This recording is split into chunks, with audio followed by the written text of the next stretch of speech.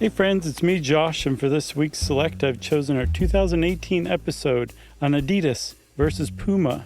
It's the German version of the Hatfield versus the McCoys, except with cool sports apparel rather than overalls.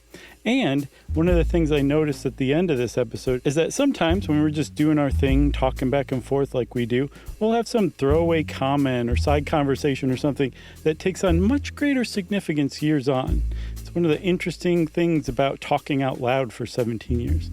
At any rate, Ciroc vodka, anyone? Welcome to Stuff You Should Know, a production of iHeartRadio.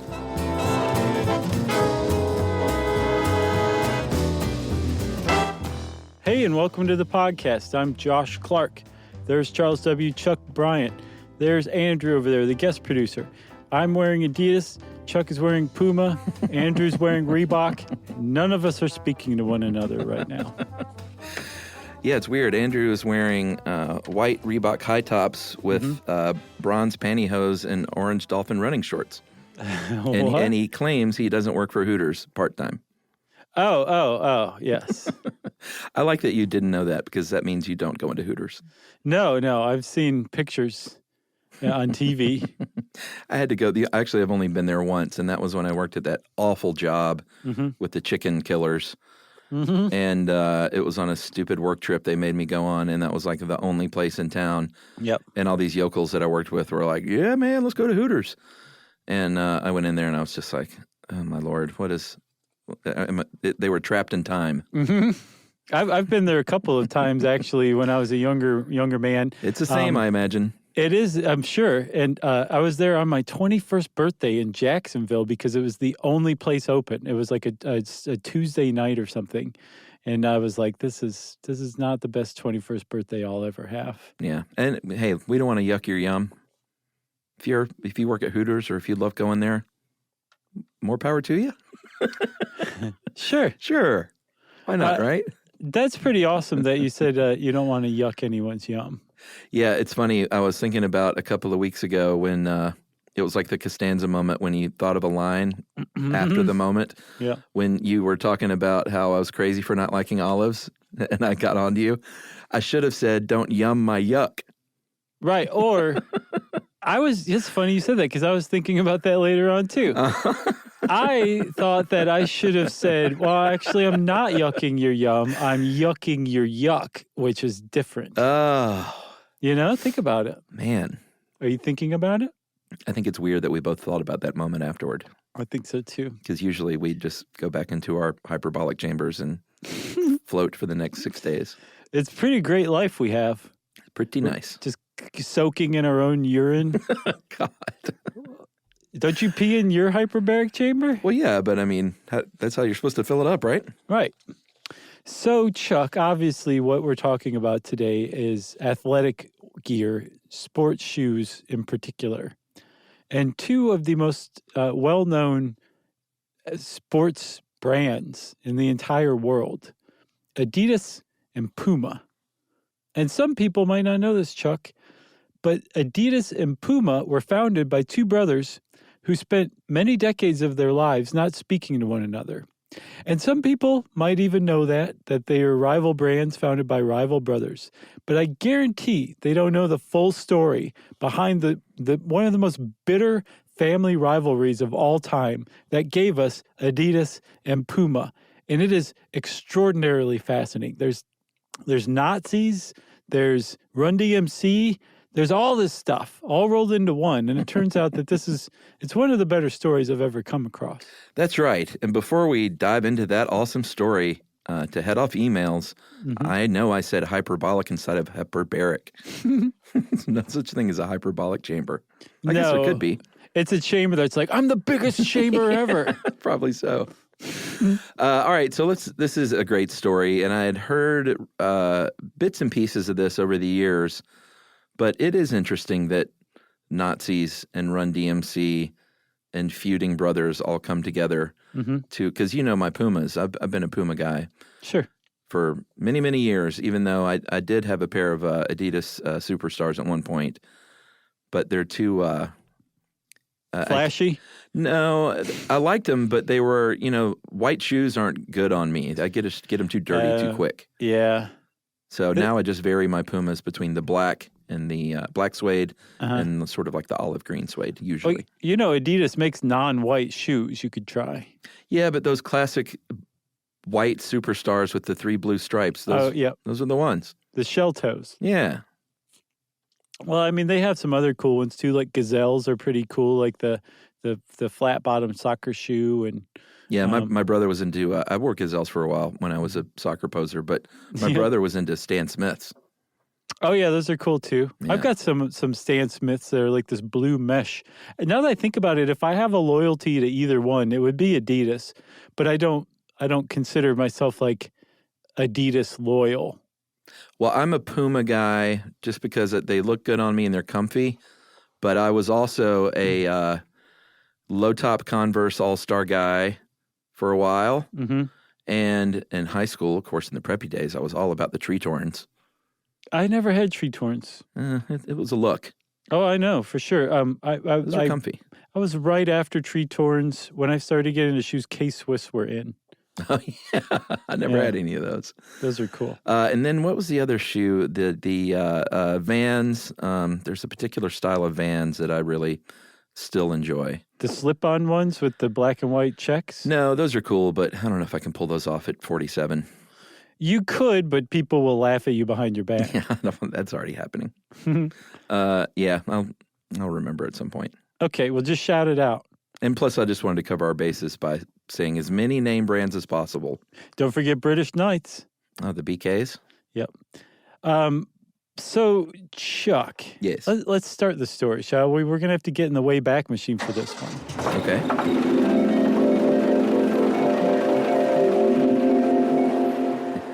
And this is also full of urine. So, that was you, though. Let's let everybody know.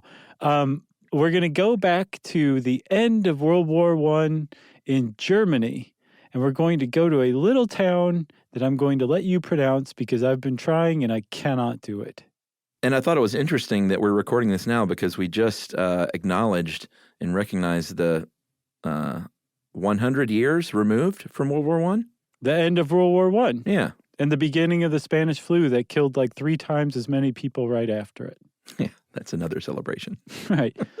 So we're going back there. We're just going back 100 days almost to the day. Yeah, and so the name of that town is Herzo. Well, I could have done at least that good. Yeah, Herzogenaurach. It's not exactly said that like that. Here, let's play this. Herzogenaurach. That's how it's said. Okay. So maybe we should just have that voice say it for us, but we're not going to. It turns out the locals just call the town Herzo. Sure. So that's all we'll call it. But it's a little tiny village in Bavaria. They can't even pronounce it. No. They're like, we're not even going to try, and we were born here. Don't be too hard on yourself, Josh, is what they're saying. Mm-hmm. So in Herzo, it's a little town in Bavaria, a little village. There's a river running through it. Yeah, significantly. Yes, and in around 1918, one of the villagers who was born there, a guy named Adolf Dosler, takes a seat in his mother's laundry. His mother ran a laundry out of their house, and he starts cobbling athletic shoes, specifically track shoes, I think, to begin with. And he had a knack for it. He started making shoes that athletes actually wanted. Pretty early on, pretty much out of the gate.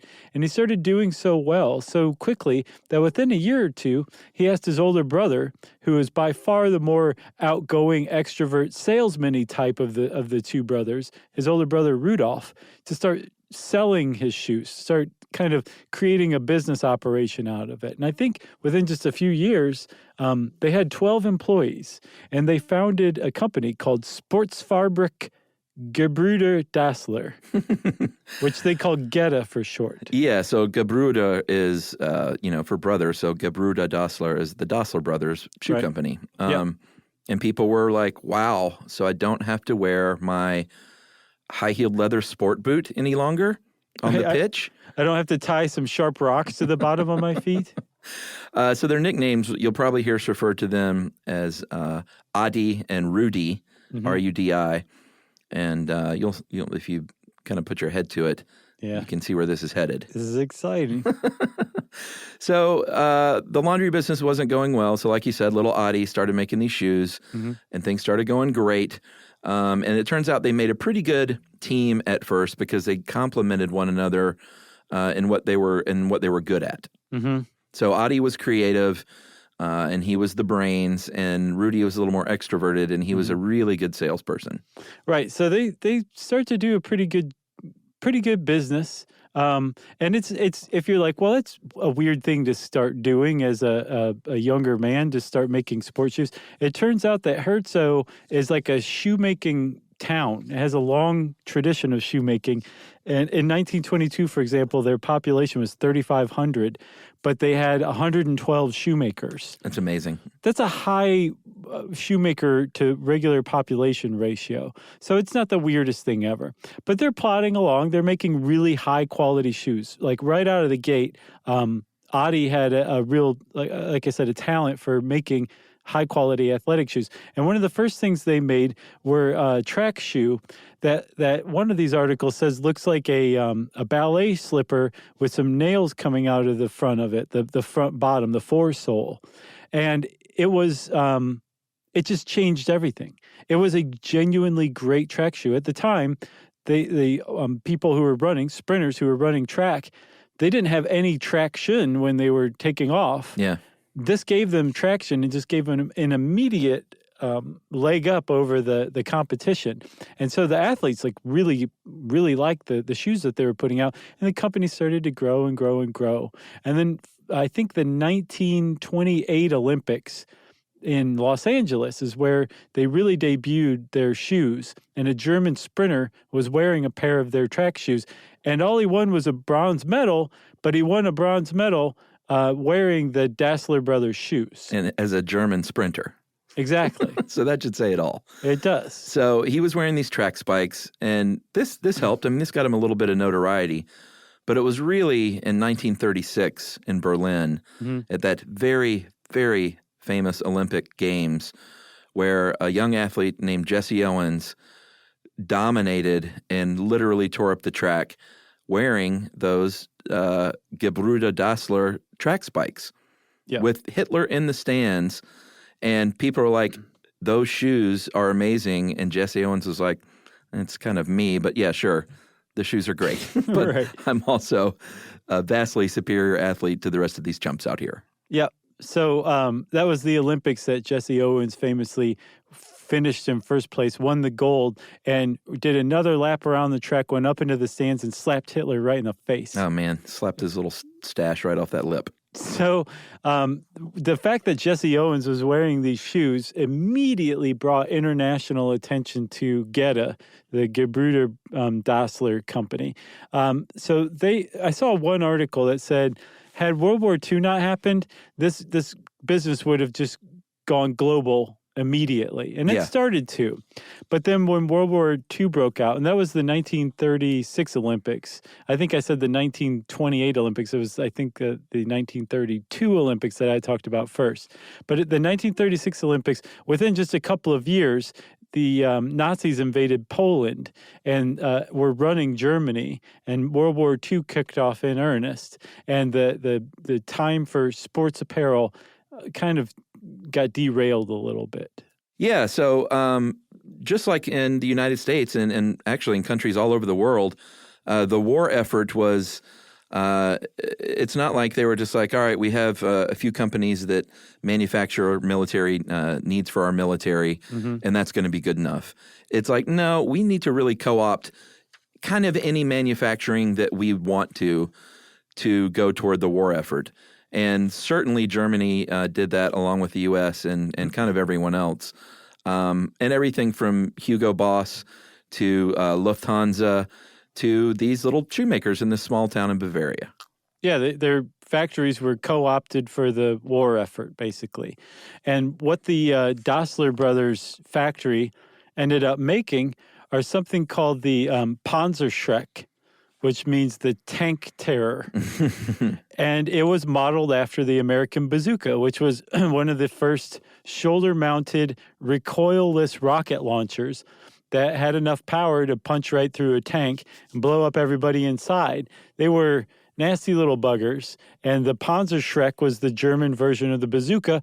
And the German version of the bazooka was created in the Dosler brothers shoe factory. Yeah, it's December 1943 is when they kind of made the full switch, and these little, German ladies who were sewing shoes the week before were now manufacturing German bazookas.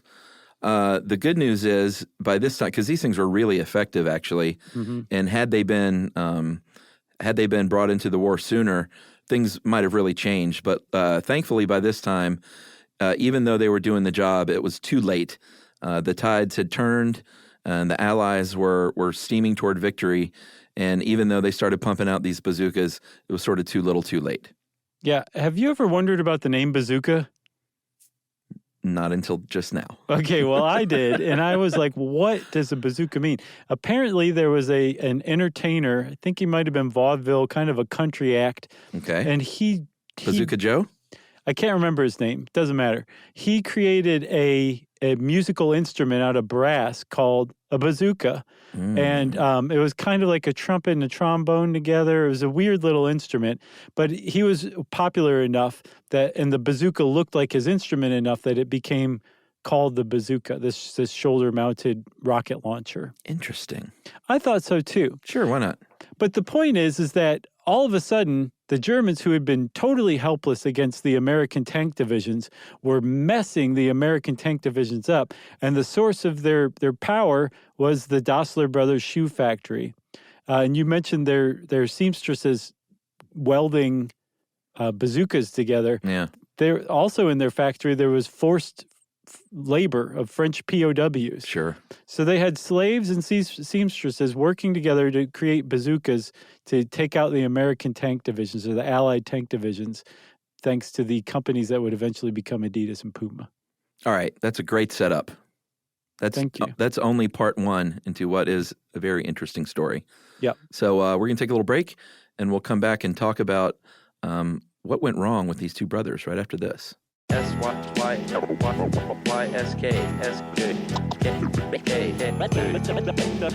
you should know.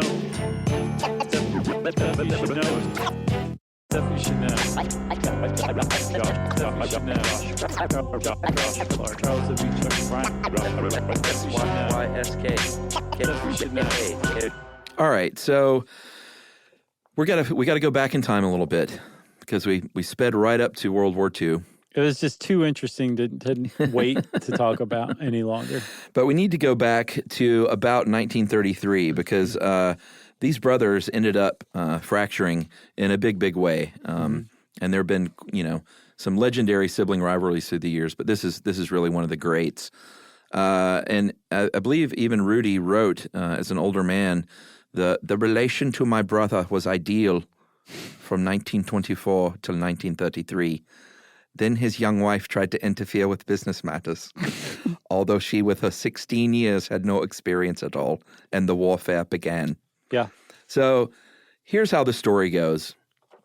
Is that in 1933, Adi was indeed married to a 16-year-old, which seems very creepy now, but back then it was not the strangest thing in the world. Slightly less creepy. Slightly less creepy.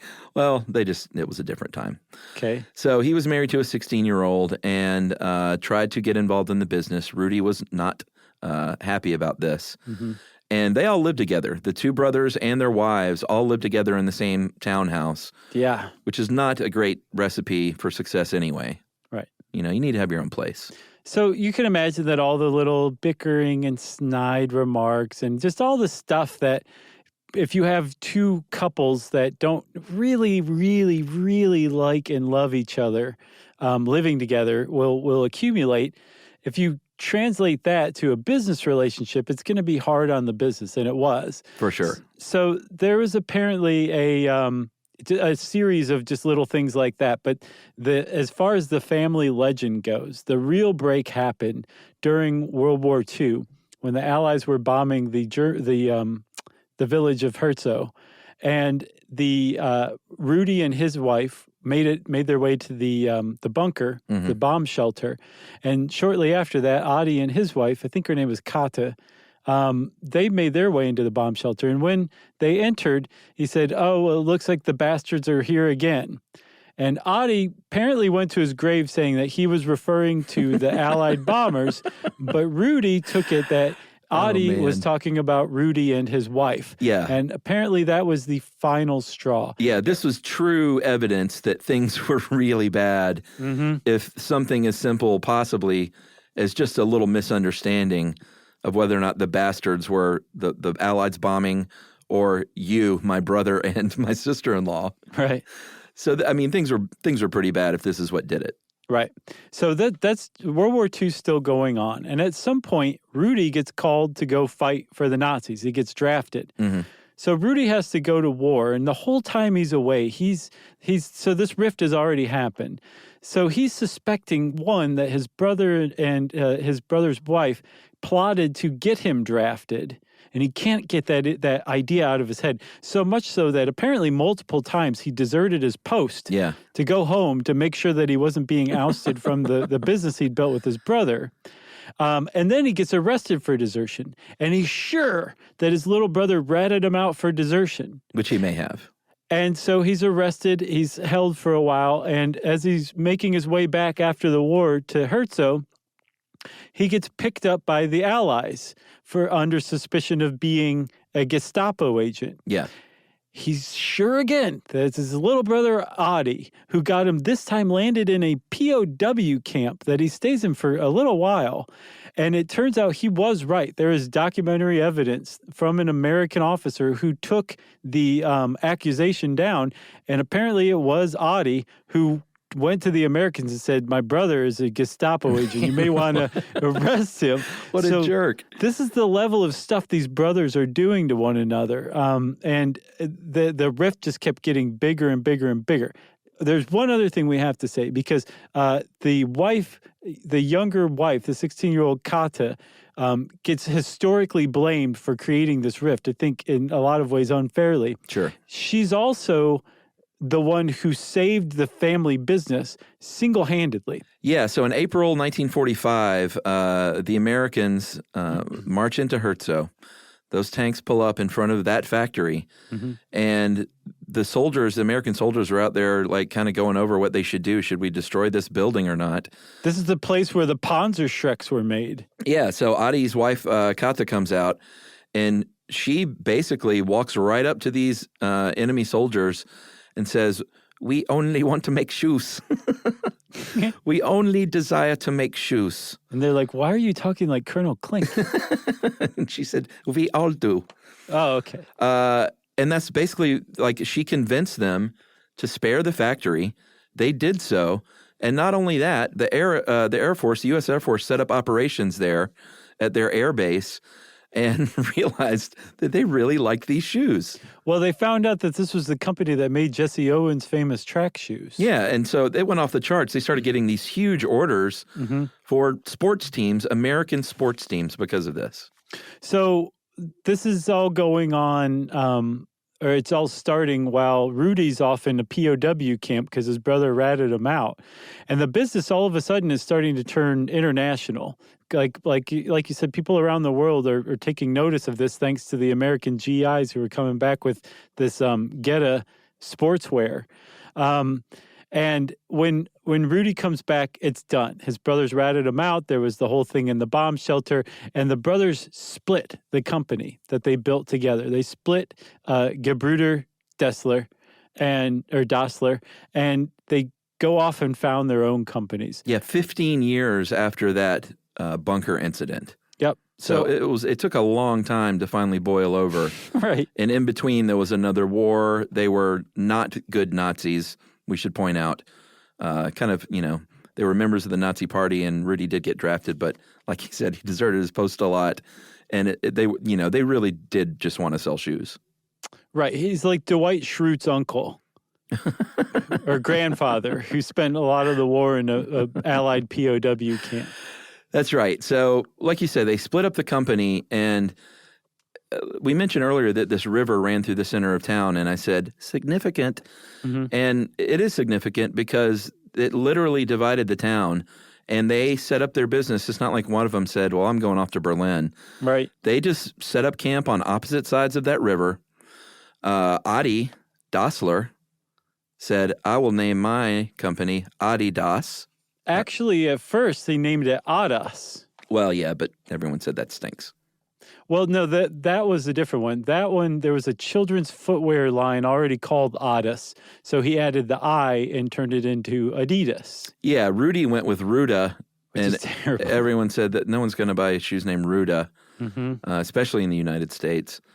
And he said, I don't understand. And they said, don't worry about it. So somehow he got Puma out of Ruda. Right. Which I don't get, but it's a name that stuck. Yeah, and it works. Puma's definitely better than Ruda for sure. Oh, yeah. So these two go off and form directly competing companies that split from the same company that the brothers had founded together. And Adidas and Puma started making pretty good headway out of the gate. At first, Rudy had the sales team, had the marketing team, had the ability to move some product. But Adi had the technical know-how, the dedication to making high-quality footwear that athletes, like professional athletes, wanted to wear. And so he could get his shoes onto athletes who would wear them on the world stage. And eventually his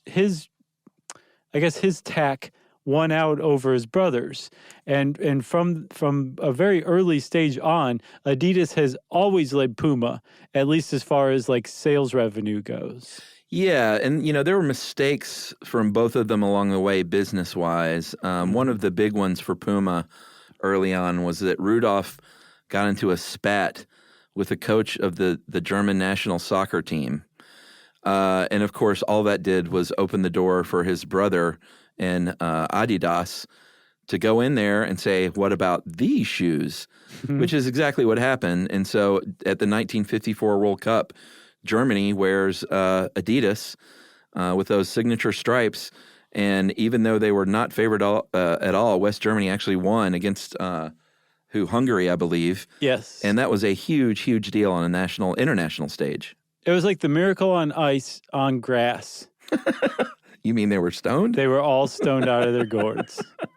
The miracle on ice on grass. That might have legs, my friend. I think it might too. That's you need a to trademark that. Well, I do officially right now, trademarked.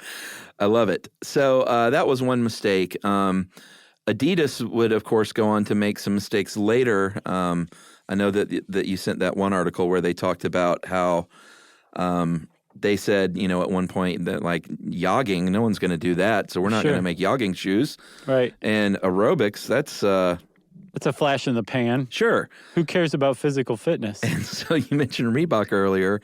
It's hard for the young folk out there who are listening to know this, but there was a time when Reebok was the name in sports apparel.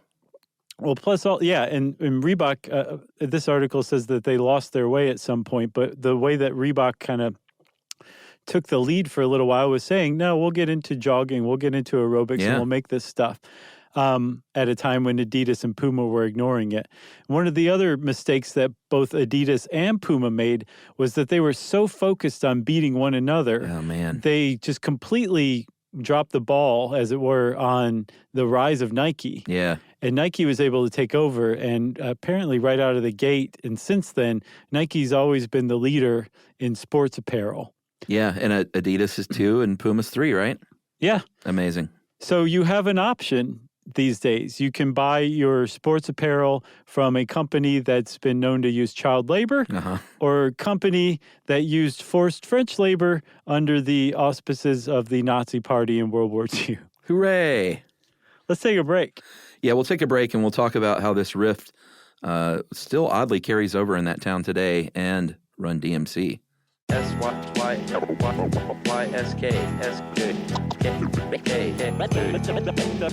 you should know. Stuff you should know. Stuff you should know. Charles W. Chuck YSK. Stuff you should know. All right, so back in the day when they first split off this company, and that river's running through this town, it was a really big deal. It wasn't just a sibling rivalry. It became a town-wide rivalry. Yeah. In that you worked for one company or the other as a family. Like husband and wife didn't work. They didn't split up, and one worked at Puma and one worked at Adidas. And plus, I mean, if you fell in love with somebody from a family across the river, like you got a Romeo and Juliet thing going on that ain't gonna work Isn't that out. crazy? It is, and I was glad that one of the local historians who was interviewed for one of these articles said it wasn't like bloody or anything. Like no one lost their lives over this. It was just, if you worked for Puma, you stayed on the Puma side of the river. If you worked for Adidas, you stayed on the Adidas side of the river, and each group kept to themselves. That was all. Yeah, and it still carries over to this day. Some of those recent interviews that we both read, I mean, it's certainly, now it's a little more good-natured ribbing, but they say when you walk around this town, walk through a playground, and you will see kids kitted out in all Adidas or all Puma. Right. And this is carried down from generations where they were Adidas or Puma families. And it was a really big deal and still remains so to this day, such that the mayor, who actually came from a Puma family. Oh, yeah. But to be mayor, you can't, You got to be a politician. Sure. So he will wear to some events, casual events, Puma gear and sometimes Adidas gear.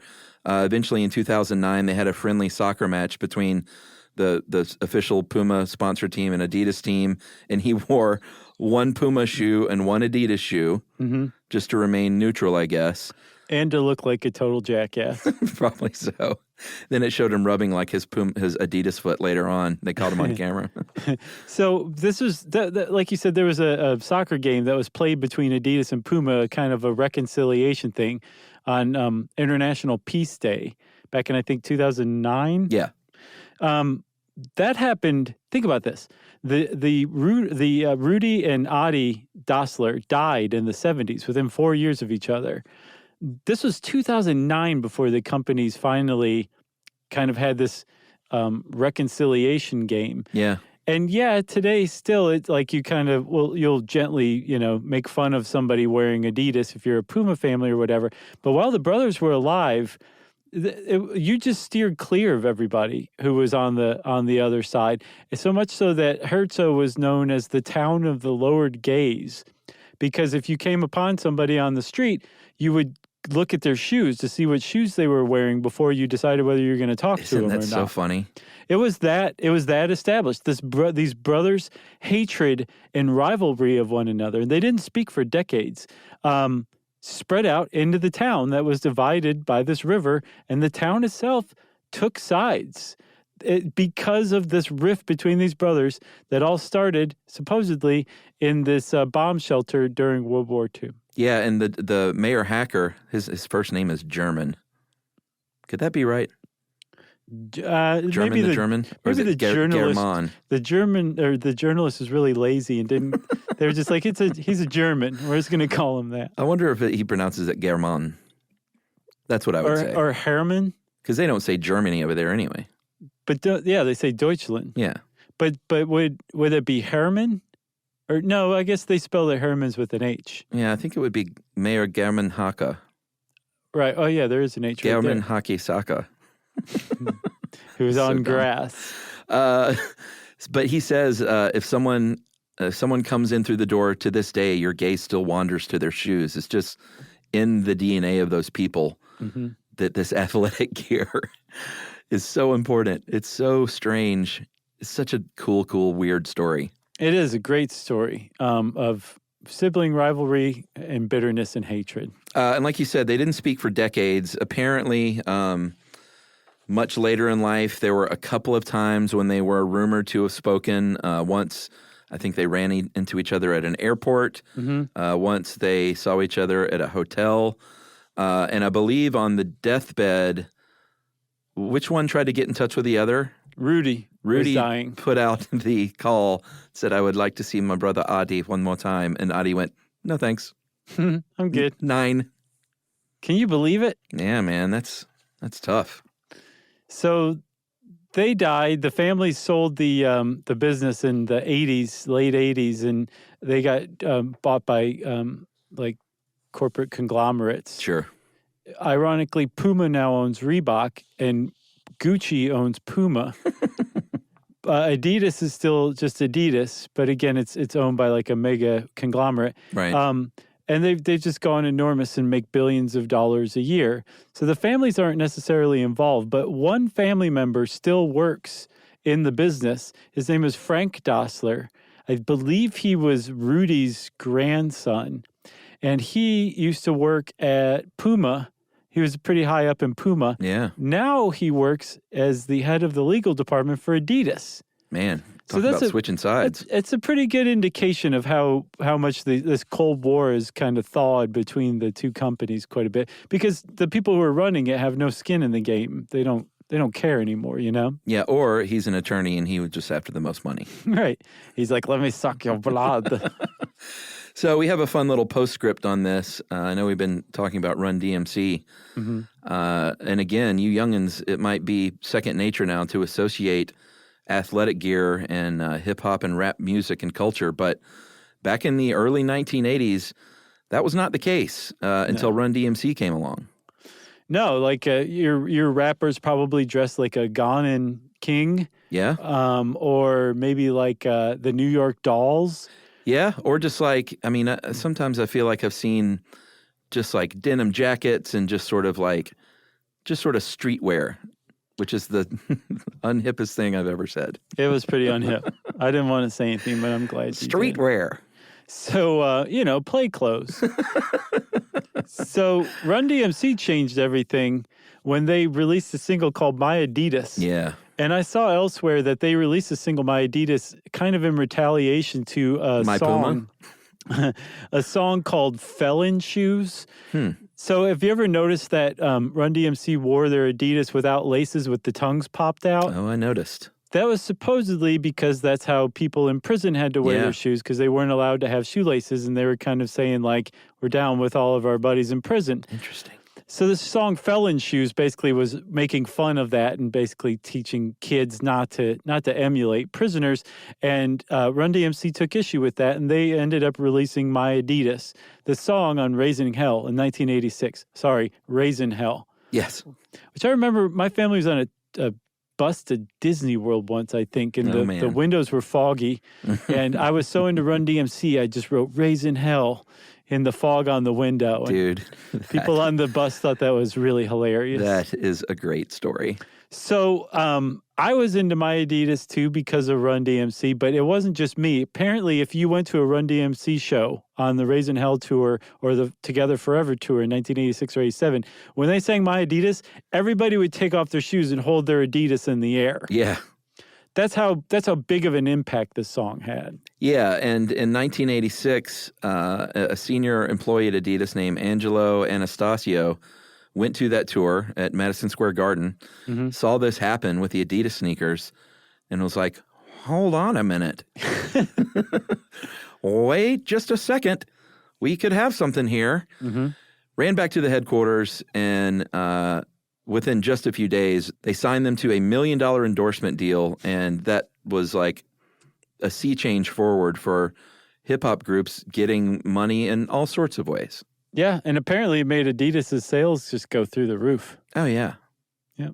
And it's like that began the marriage of like, I'm going to put out a record, I'm going to get a shoe deal, I might get a vodka sponsor. Like, oh, yeah. I'll get money flowing in from all kinds of directions, and Run DMC started it all. A vodka sponsor, that's hilarious. Sure, I feel like I've seen that, no? Oh, yeah, you totally have. Like P. Diddy and Ciroc vodka, I think. Yeah. Look, it works. I associate P. Diddy and Ciroc vodka. Andrew's nodding. That means you're correct. Awesome. Thanks, Andrew. Jerry would have been like, what? My miso's getting cold. Right. Can you guys hurry up? We will hurry up, Ghost of Jerry. If you want to know anything else about Adidas and Puma, well, just go start reading up more. There's actually a book by a woman named Barbara Schmidt called Sneaker Wars, appropriately. all about the rift between Adidas and Puma. So if you want to know more about it, that's a pretty good place to start. And since I said that, it's time for listener mail. Yeah, I'm going to call this sponges. Okay. Hey guys, I was listening to Pando, and I was excited y'all mentioned glass sponges, which are thought to be the oldest animals on Earth. I am a PhD student at the Scripps Institution of Oceanography in San Diego, and I study marine sponges because they make all sorts of unique molecules that can be used as new medicines. I think sponges are the coolest animals on Earth, and I'd love to share some of my favorite sponge fun facts. You ready? Mm-hmm. Oh, yes. Not only are sponges thought to be the oldest single living animals on Earth, but some evolutionary biologists even think sponges were the first animals to ever evolve. In other words, our last common animal ancestor could very well have been a sponge. That's so cool. Did you know the first antiviral drug approved by the FDA was developed from a molecule in a sea sponge? I didn't until just now. As a PhD student, I collect and study sponges because they are known to produce thousands of bioactive molecules, many of which have medicinal potential. I think it's pretty incredible that the ocean may hold the cure to some of the most devastating human diseases, and I hope my work might inspire people to protect the world's oceans and the valuable resources within them. That's awesome. Heck yeah. Thanks for all the hard work you guys put into the show. Y'all have kept me company on many a long night in the lab with my sponges. That's awesome. Oh, it makes me want to go chew on a sponge and see what happens. That's right. That's from Kayla Wilson from San Diego. Thanks a lot, Kayla. Thanks for the work you're doing, too. Thank you for saving humanity from grave diseases. Yeah, we'll look into these sponges, as you call them. If you want us to look into anything that we put in scare quotes, well, we want to know about it. You can go onto our website, stuffyoushouldknow.com. Follow us on our social links there. You can get in touch with us. You can also send us a good old-fashioned email. Wrap it up, spank that thing on the bottom, and send it off to stuffpodcast@howstuffworks.com.